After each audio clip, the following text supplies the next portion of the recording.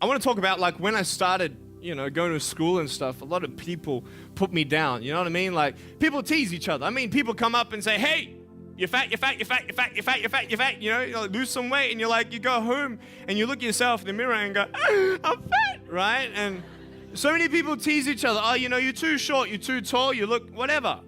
Different hair and all that. It doesn't matter. See, the thing is, when you're in school, when you're growing up in life, it actually sort of matters to people how you look. And then it matters to you because it matters to others. Why? Why does it matter how you look? Because if they don't like you, then who will? If they don't accept you, then who will? And the fear that we have is that we're going to be alone, that we're not good enough. And we have to change ourselves. And so many people put me down and say, "Nick, you look too weird and no one's really your friend and you can't do this and you can't do that." And I couldn't change anything. It's not like just fixing my hair one day and everything's fine. It's not like, just whatever. I couldn't change my circumstance.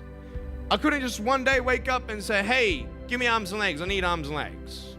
You know what I mean? Like, I went to a bodybuilder, and said, "Can you make me some arms and legs?" No joking.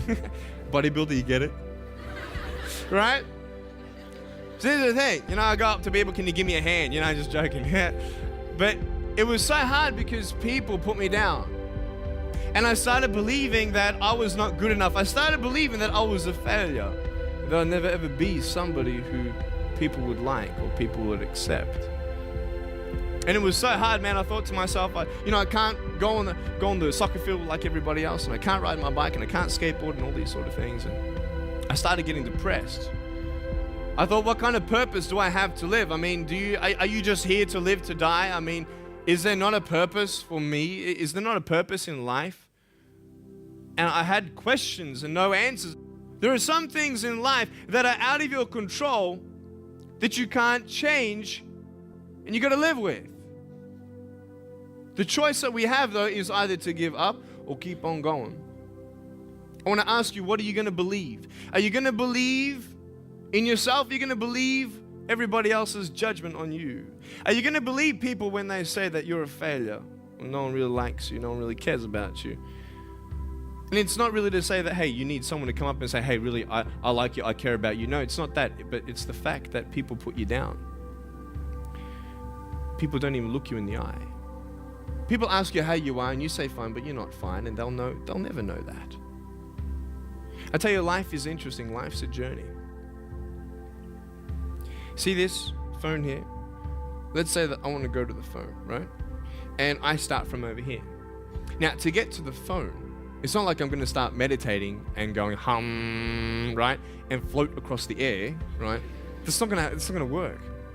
It's not like I'm going to go hum and woo, it's not going to work.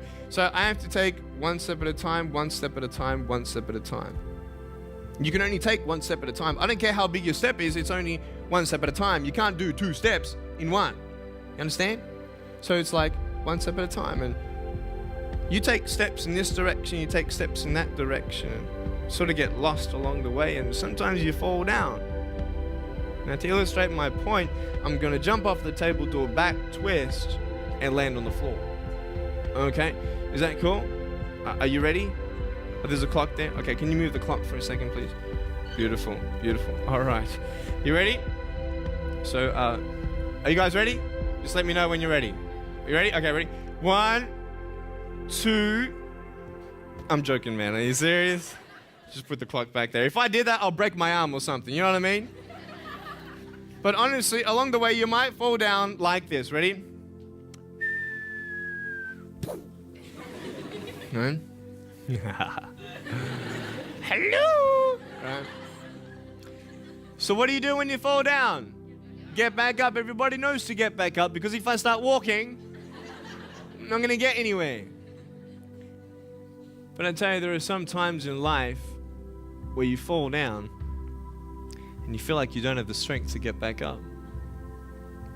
You sort of put a mask on your face when you come to school and pretend that everything's okay when it's not, and you go home and lay in your bed when no one's looking at you, when you don't have to impress anybody, and you're yourself.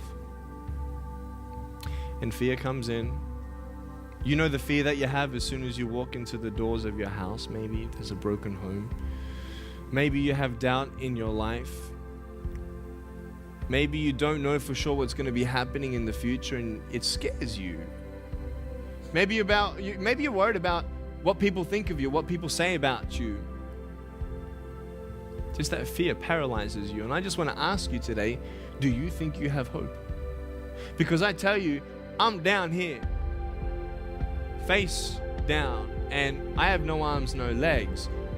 It should be impossible for me to get back up. I mean, you go home and tie the legs and arms of your brothers and sisters and like push them down and see how long it's going to take them to get back up. You know what I mean?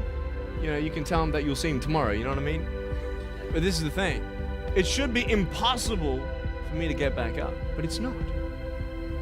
You see, I will try 100 times to get up, and if I fail 100 times, if I fail and I give up, do you think that I'm ever going to get up? No. But if I fail, I try again and again and again. For as long as I try, there's always that chance of getting up. Does that make sense? And it's not the end until you've given up. And just the fact that you're here should persuade you that you have another chance to get back up. There's still hope. I'm not here today to tell you that I understand your pain. I don't know how it feels to be abused. I don't know how it feels to feel, quote, fat and you've got an eating disorder. I don't know how it feels to have a broken home. I don't know how it feels. But I know how it feels to have a broken heart. And I know how it feels to be alone. And I want you to know that I found my strength in Jesus Christ, and you're going to find your strength in whatever you find it in. But I just want you to know that it's not the end. It matters how you're going to finish. Are you going to finish strong?